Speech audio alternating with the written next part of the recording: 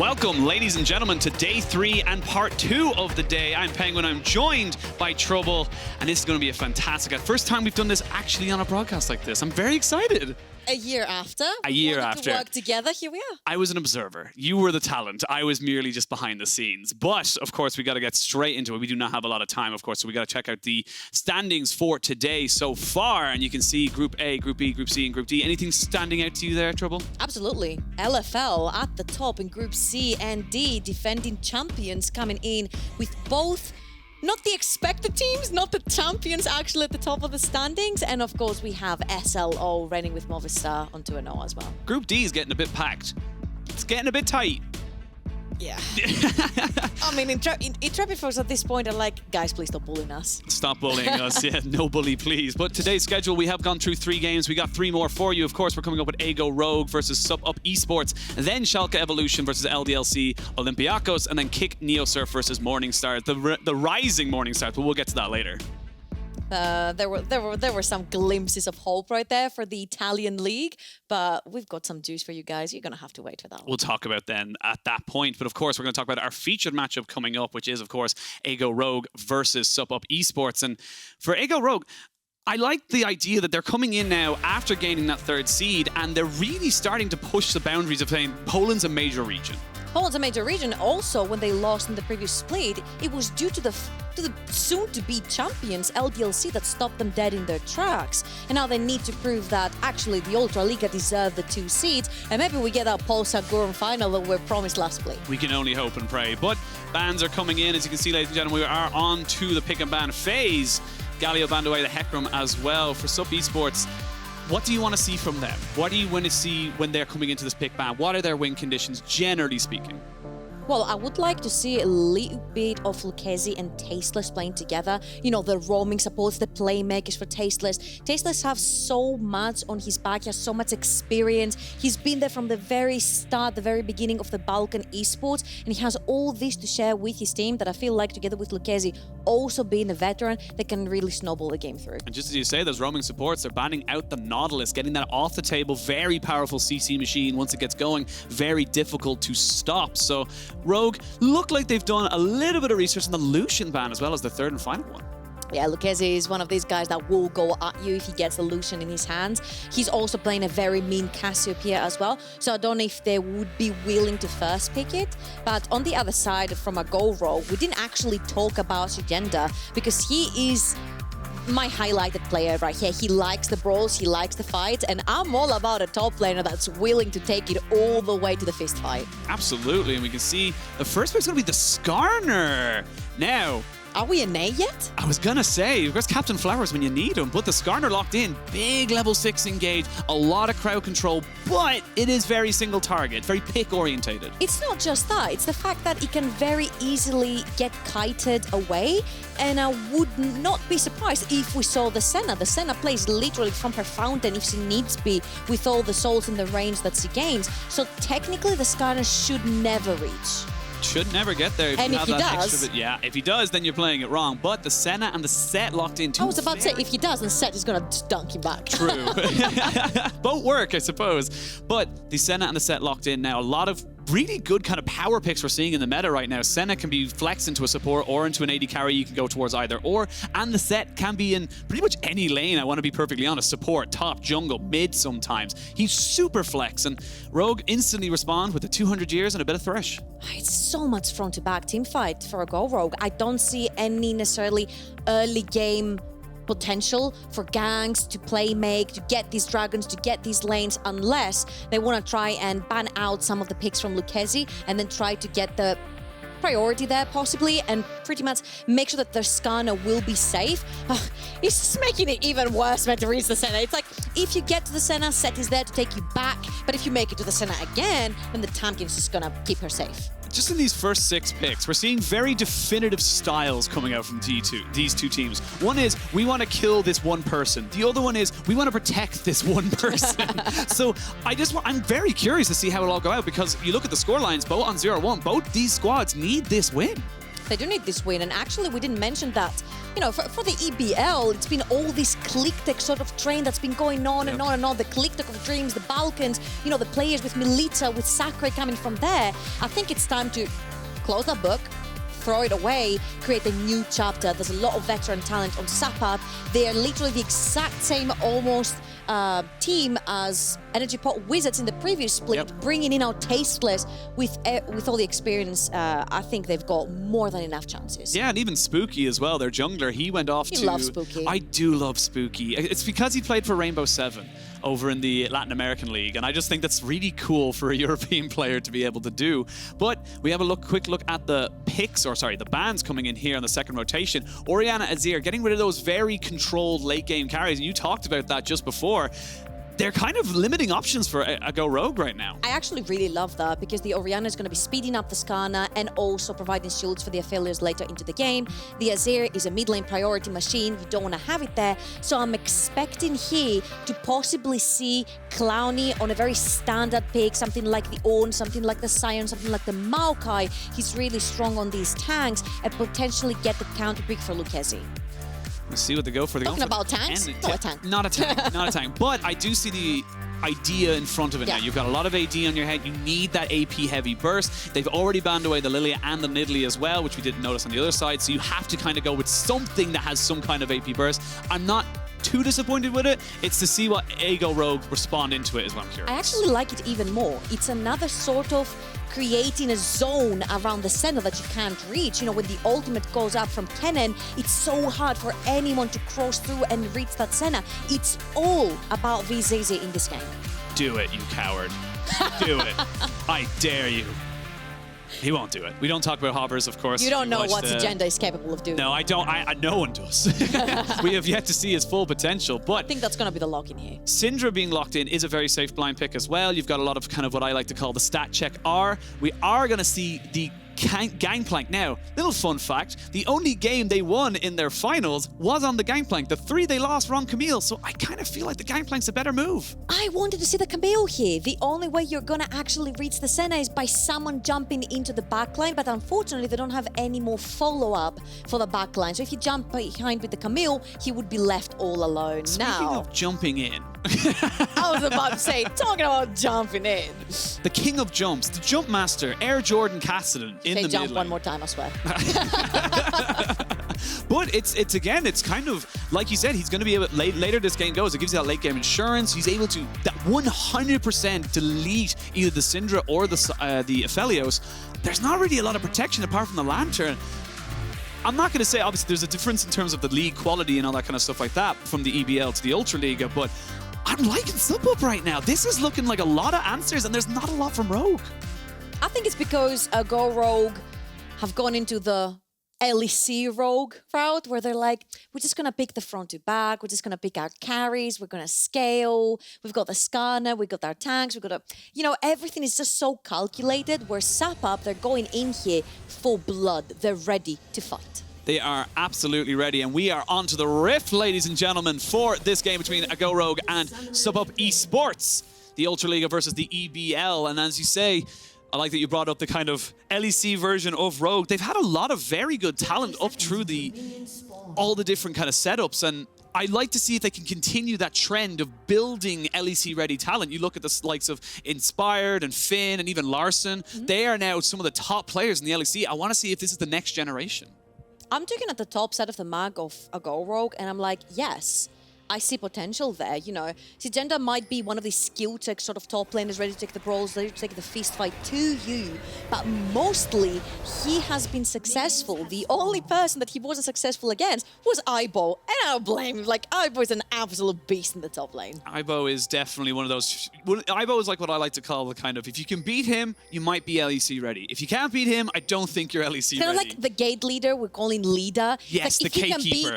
If you can beat Lida in the mid lane, you're ready. Exactly. You at least have a shot. That's what you want to see there. So, see how both teams start up. As you can see, it's a blue side start and a red side. Blue side start for SuppUp eSports and a red side start for the side of Rogue. And it's also a bit of a solo one here, so I like this idea of getting the Aphelios a little bit further ahead, giving Woolite a little bit of time to kind of get a little bit of an early level lead, because it's not going to be a fun lane for him once he hits that kind of 6 to 7 time, because he just doesn't have the kind of same, you know, poke potential as the Senna. I think in general it's not going to be a fun game for him. If he gets caught, having a not. Kennen in front of your face, a Cassadin diving you together with the ultimate from the Senna and the Sett dunking back, you know, the tank, it's going to be extremely difficult for Woolite to find avenues to play the game. He's going to have to be looking behind his back all of the time. This is why you usually see the Thresh together with the Aphelios being paired together, because usually when you save in the Lantern, it will be an avenue to kind of get your ADC out of trouble. It looks like it's going to be a pretty standard stock early game. And we look at Rogue, and we talked about a little bit, obviously, about their Ultra Liga. We talked about their Human second, and Poland now with the 3rd seed. They are known at the moment as a kind of a creator of LEC talent. Who's your eye on for this team? I mean, I talked a lot about Szygenda, but Czekolad is also so extremely talented in that mid lane. He goes hard or he goes home. And you know what? I respect that. I respect that. In the Ultra Liga, it's all about the fist fights. It's all about the skill take. It's all about proving that you're better than your opponent. And Szygenda just proved that. First blood solo kill against the Kennen as well. Melee versus a ranged man. Well, a pseudo melee, I suppose. You think Gangplank is a weak side top laner? Who told you that? I don't know. It feels like the Kennen should It's all lies. It's all myth. It's a myth. It's a myth. FLCK and LPL are to be believed. It's a myth. Big problem there. It's all a myth, so the side can say, you know, I fell behind because I was the weak side on Gangplank. That's all. And it looks like he just got himself the level 3 level advantage, just immediately goes in on, burns his own flash, but you'll take that. You now have a 10 CS lead and such control over the top side of the map. And we have to remember here that the Kennen versus the Gangplank is sort of like a range versus range matchup because the parley really hurts the Kennen. The Kennen will go in, but they doesn't necessarily have the burst yet for the all-in. And I felt like the Kennen would be the avenue to play through if you're Spooky going towards the top side, punishing the Gangplank, because the Cassadin will take a while. He's at least level 6, you know, to jump in and try to pretty much punish Czekolad for pushing that far forward. And also usually like a Senna, Tahm, Kench lane doesn't necessarily want to push. They just want to play underneath the tower, make sure they're safe. But that avenue from the top side doesn't look that great right now. I was going to say something we actually didn't really talk about, how Rogue just picked 3 winning lanes. Well, one that could have went 50-50 and is now definitely in a winning space. They had to commit. They first picked the Skarner. Yeah, absolutely. So they've obviously, you know, come in with a game plan here, and that's exactly what we want to see. We want to see a team like Rogue pushing themselves forward to justify that 3rd seed they got from last EU Masters. They're definitely proving that here. I mean, Szygenda is like pedal to the metal right now. He went behind, he went back, and he took a sheen. Every parley that hits, it literally chunks klowny so far down. And mind you, he's up there with no summoners at all. Zanzarah is almost towards that level 6, level 4 at the moment. He's going to be power farming these camps, get that level 6, punish klowny further. Oh, speaking of punishments, this could be a little bit of a move here. Flash Flay lands the hook as well. Goodbye, Senna. No way out for you. They're going to gift that one over to Woolite, and that is the Rogue bot lane online. Wow. Actually, Aphelios getting a kill that early into the game is extremely important for him. He's going to have a lot more agency in this lane versus Senna, who has more range than him. He'll be able to push that wave that much farther. And the thing is, we saw SuppUp play again when they lost. They picked the early game win conditions. They couldn't, it's not that they couldn't execute. I feel like they weren't willing to take, you know, that fiery step straight away. You know, you get into EU Masters, you're a little bit laid back, you're worried about what you're gonna face, and then when they woke up during the game, it was no longer happening. Here, Easy doesn't play that very well. He sees that everyone is gone. They could potentially be doing Dragon, and that hook was insane. That hook had Nautilus mechanics on it there for a second. You can see it randomly shoot to the left, but it is a kill now into the bot lane. So now all of a sudden we're seeing top side with a solo kill. Bot lane getting themselves a kill onto the Aphelios. And mid lane's doing pretty good. Mid lane is, well, naturally going to happen against the Cassadin. Cassadin not exactly the greatest. Now is at level 6, so we'll be possibly 10 to go. Roam. Time to go. But 10 to go. Oh, 10 to go. It is time to go. But we'll see exactly how they go. It's Spooky. He needs to be very careful. Has this flash available, so should be able to get away from this if needed. They're looking just to try and get the Predator proc. Will be able to get a Flay, does hit, but The Cassadin also on the first rotation. There's a 3v2. It's actually a 3v3 now. Here. Kennen's here as well on the flank. This could be huge with the slicing Maelstrom. They're going to just immediately leave Thresh out to dry, and he will go down. Nice kill there onto the Cassadin, but they want more blood. They're going to try and go for it, but a good zoning barrel there from the Gangplank means they will only get one, but an over-aggression from Rogue. Sett is extremely strong early into the game, and that's kind of had absolutely no reason being that deep into the jungle. They tried to leave Woolite on the Aphelios down in the bot lane, tried to farm it further. He's not scared of the Senna because he's back with the BF. The SUPP pickaxe is absolutely fine, and they tried to cheat their way into that top side Rift Herald, but Sett is too strong. SuppUp was extremely proactive into moving klowny down first, and they were able to trade one back, very crucially, onto the Cassadin. Yeah, Cassadin getting himself a nice kill, so equals out a little bit that CS deficit that he has unfortunately gotten himself into, but I feel like just a little bit of overconfidence from Rogue. You know, you need to just kind of step yourself back. You haven't won the game just yet. Yes, you got 2 fantastic early kills, but just keep it... You got calm down. Keep it calm, keep it easy. And for the EBL, we talked about it in the Champ Select, or even just before it, a new chapter for them. This is an opportunity for them to really show that the EBL are adapting, are pushing forward, and I want to see them do more of that. See, that's the thing. We talked about, if not ClickTech, then who? We've been seeing that iteration of players play together in the previous EU Masters, and they actually did really well. They were able to go 3-3 in their groups, which means they caused upsets. Lukezy is going to play extremely careful. TasteLess here as well. But if I was to think of a new chapter, if you will, for ClickTech, these would be the players that would represent that chapter.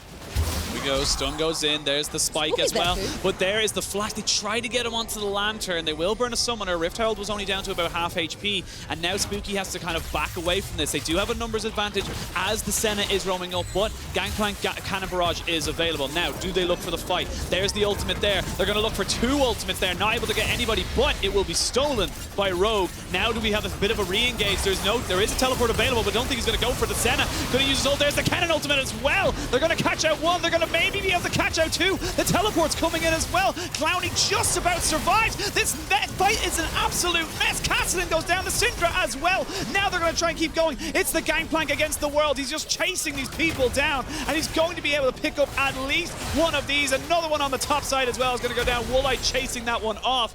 Rogue get the Rift held. Rogue get the fight. Rogue get everything. Rogue get the game at this point. We're 9 minutes in. 2,500 gold in the lead, a Rift Herald that's gonna get a bunch of plates, and people getting fed over and over again. Rogue, they made you think they don't have the numbers advantage, but the Cannon Barrage came down from the Gangplank, and then the teleport when everyone was low HP, they just cleaned up the fight. And that Aphelios from 1-0 just literally skyrocketed to a 4-0, almost an infinity. It's 8 minutes in. That was a slaughter. Klowny and Spooky extremely low into this fight, and SuppUp think they have the numbers advantage with the Senna coming as well. Level 6 pops the ultimate. They're like, this is it. That's where you back off.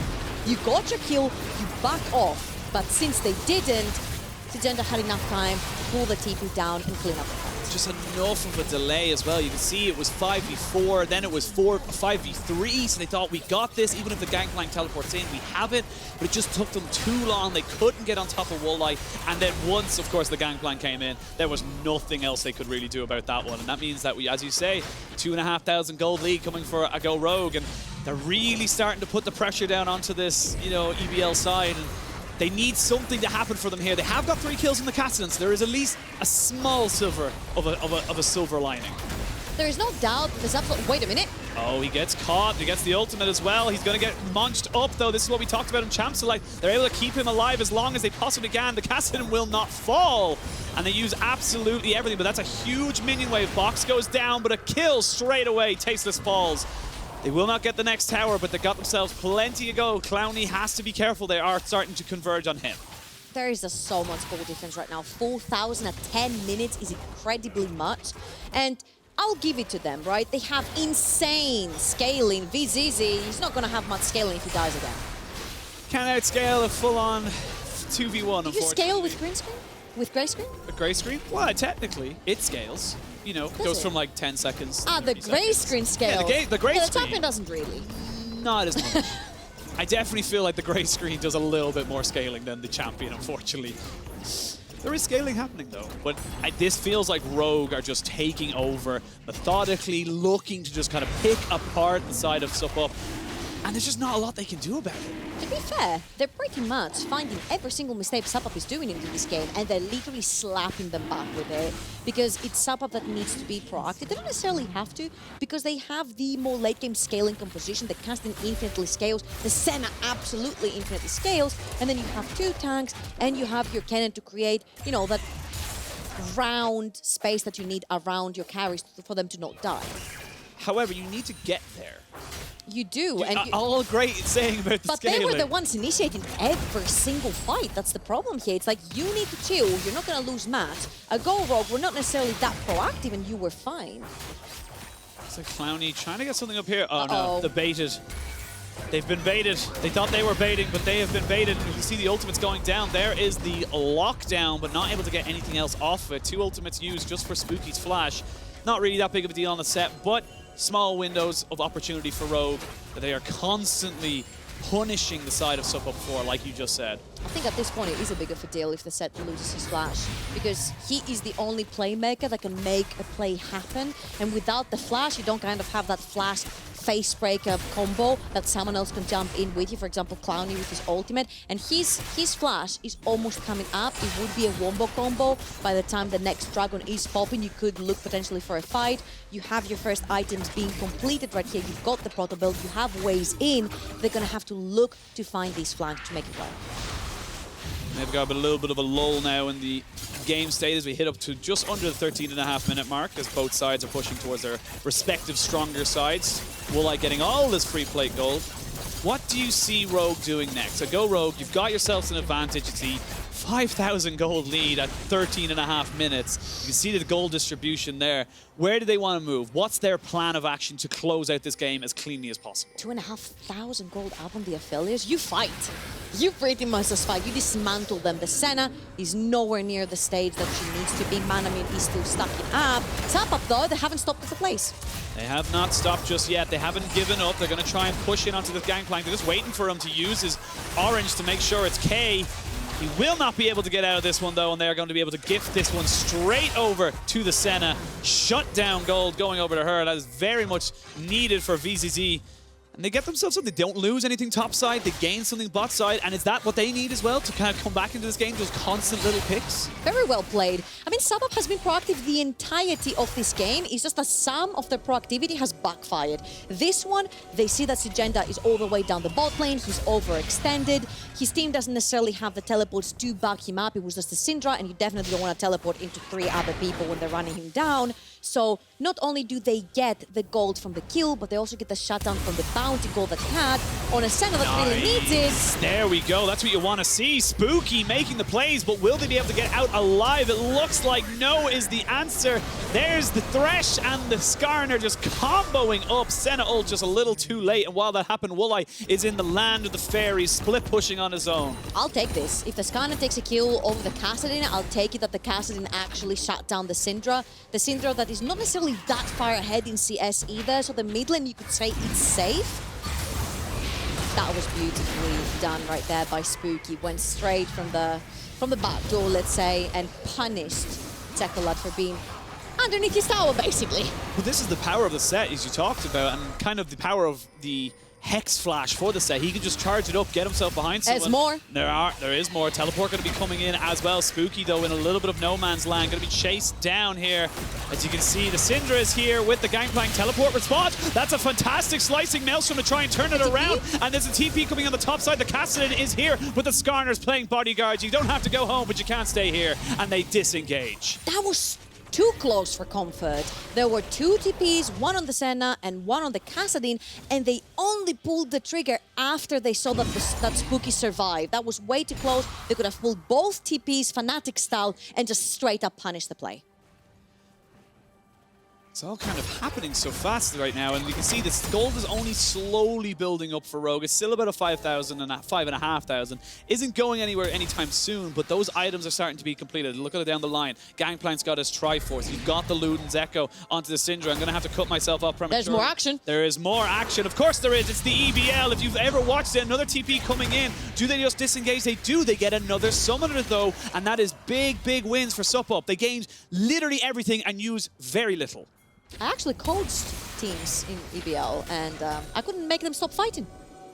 I don't doubt it. They care for no one.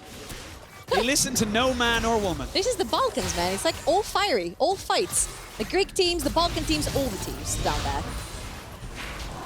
But again, talking about these fights, you need items in order to make these fights work. Now, you have the Roa stacking up the Rod of Ages, of course, for Lukezy, but not really a lot else. Yes, you've got yourself a Mana Mune, starting to be a Mermana. You haven't really got any finished items onto your set. Protobelt's fine, but not amazing. And you're looking now at an Ocean Soul, third Drake going over to Rogue because SuppUp just haven't had a chance to get near this river. So this is the problem with SuppUp's composition. Whilst Rogue can just get raw items and get power straight from them, it's not just that SuppUp need to scale later into the game, it's that the items they also build have to scale later into the game. The Rod of Ages needs 5 more minutes to fully stack. You see that the Seraphs is going to start slowly coming in for the Cassadin. Also needs to stack the mana as well as the mana mine onto the Senna. They've still got so much work to do, and Rogue realized that what they've been doing, being scattered around the map, didn't work because they were getting picked apart, but when they're grouped, they can just brute force. You just drop Shelly into this bot lane to try and get an inhibitor turret, possibly even an inhibitor. It's gonna stop them. No one, you have no way of wave clearing this either. You have a Senna, not exactly the highest of wave clear. They've got a minion wave as well. Do they just go for this? I think they just go for the next boop. Oh, there's the hook. They catch on to the Kennen as they go in on top of this. There's another tower falling. The Tahm Kench will be sacrificed. There's a good catch for them there. They're going to just push in this wave. Do they look for the end right here? 80 base, they are going for it. TP is coming in. They've got the Nexus turret down to 50% HP. They will get the double stun. The Gangplank, but the Cloudy comes in with the flank. Can they get any more damage onto it? I don't know if they have it. Josephine! Yes, the Skarner will drop. I lost my words to myself, but double kill for Woolite, and I don't think they can save this. It's going to be a pre-20-minute game. Rogue showing that the Ultra Liga deserves 3 Cs. Decimating the EBL. They haven't done it just yet, but they are so damn close, and they do not care about their blinking health bars because they have the gold, they have the damage. So the thing here is that they cannot finish here because Senna can actually follow this up and try to get something, but Woolite... Oh, Woolite gets himself one, but loses himself as well. You can see Clowny's just searching, pushing, trying to find something. Can't really get much else going. They're going to pop the heal. See if they can get anything else off of this. They're still running for this. It will not be the end of the game, but can they get to the end of the earth? To the end of the earth. Skarner coming in on recon. You can see him on the minimap just pushing in, trying to keep them all away. Barrel will miss. Can they get anything here? That's a 2v4. And now they're miles away from their base. They're going to just get run down by the Skarner, who thinks better of it and runs away. I thought they were going to do it. I genuinely believe at Rogue we're just about to get us a pre-20-minute game. That was extremely close, but their health bars were actually blinking. You don't have to 50-50 because if you die there, you give a bunch of shutdowns, you give a bunch of gold, and you maybe allow some sort of items to just be completed and see a comeback coming in from SuppUp. SuppUp are 7,000 gold behind, but they're really close to their item power spikes. You see that the Ceres is actually not completed yet, almost there for the cast, and the second item for the Senna is coming in as well. These are very important, but if you look on the other side, we've got 3 items onto the Aphelios. Woolite has not been able to be touched the whole time, and this could potentially be the last push. This could potentially be it. Dragon has just spawned, sorry, not Dragon, Baron has just spawned, excuse me. As they look for something, there's going to be the Skarner ult, try to use with the lantern. They're getting so much damage. The stun lock is good. Spooky gets himself out though, just about with the cannon barrage, but can the Tahm Kench do himself? No, TasteLess drops, so he gives himself up in favor of Spooky, who still has his ultimate. Very important to note. They are going to try and maybe go for something here as they push into this middle inhibitor. Inhibitor turret does drop, and now they're pushing with super minions in the bot side. They've got minions in the mid lane. They're going in. They're going to try and get Spooky in on top of this. It's a slicing maelstrom to end all slicing maelstroms as he finds the Aphelios. Now the real fight begins, but the Cassadin is dead. All of your damage is now gone. They don't know if they can keep this one going. There's blinking health bars, but can they survive? Spooky and VZZ are trying to defend. They will do it successfully, but there are super minions on the base. Agoro don't have to do that.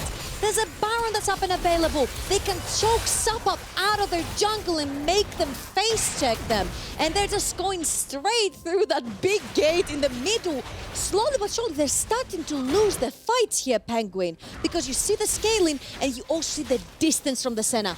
Once the Kennen is in, no one walks forward. I will say, when you're this far ahead and the Nexus is literally bare, there are no Nexus turrets. You can afford a couple There are also no couple of excuses happy games. if you lose a game like this. Oh, if they lose, this is 100% on them. But you can feel a bit happy about this right now. And I got to feel it for klowny. As you can see, he's getting these engages and they're nearly working out for the side of SuppUp. Like, so close. That was beautiful. That was a full-man slicing maelstrom right there. You see, Senna in this whole fight untouched. The only reason they were able to get Lukezy was because he was the one that initiated the fight together with Sett. And of course, Squishy doesn't have the Ceres, doesn't have the Zhonya's Hourglass yet for himself. But slowly but surely, the composition starts coming together. The Senna is all the way at the back. He starts chunking people down. And a Go Rogue need to go by the book, choke the vision out of SuppUp, make them face check. This is it, because they've got themselves an Ocean Soul on the map. They are going to force the orange out of the Gangplank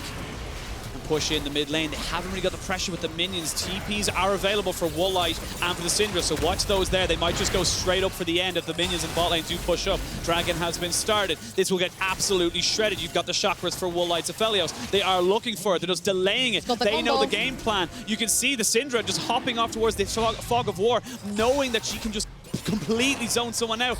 Ooh, Dragon does spot out the Cassadin though, and you can see the pings going down onto the Nexus. They know they can't fight this. No. They have to back away, and now the side of Rogue can really look to try and end this. Oh, that's an Ocean Dragon. This is really bad news for SuppUp, because if they couldn't defend their base before, now it's going to be even harder to try and get these fights rolling for them. No flash on klowny's Kennen. It's going to be so hard for them to get this fight rolling. Oh, and the Cassadin gets caught and deleted from the map. No Nexus turrets, nothing to stop this. And you can see all the ultimates coming down. They're just trying to get themselves the win. Everybody just jumping in, all that damage, all that gold they accumulated. I'm sorry, klowny. It's not going to happen. You tried your very best. There were some valiant efforts with the engages, but Aggo Rogue will take themselves their first win in the groups. And that was also pretty convincing. They had their fun. They tried. This is where you kind of have to go and say, I'm going to go the extra mile like you said. I'm like more of text where you're like, take it slow because these games can turn around. But at the end of the day, they were the strongest team, hands down. And for the EBL, they had nothing to lose. There wasn't really a lot there that they could have done. They threw as much as they could at it. Their draft looked fantastic. And if you turn off nameplates, we always talk about it, turn off the nameplates, you will think that they had a much superior draft. We thought about that Fnatic Rising yesterday as well. It just didn't really work out for them, unfortunately. They just kept getting caught out. And like you said during the cast, every single opportunity a Go Rogue had to punish, they did. And also, I'm going to do it because I've never done this before. We're going to go into a very quick commercial break. And when we're back, we're going to sum up the game for you. Sorry.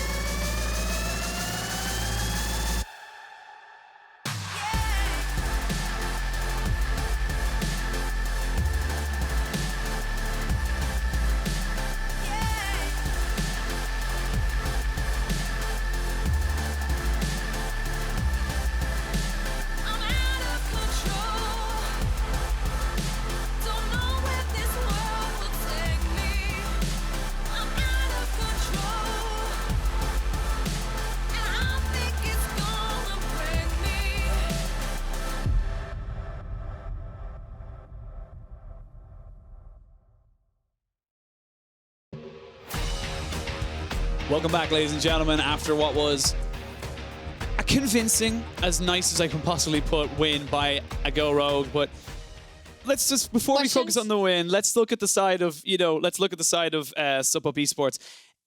It was a valiant effort. And I think klowny did very, very, very well to get some of the engages he did, to keep it going as long as it could.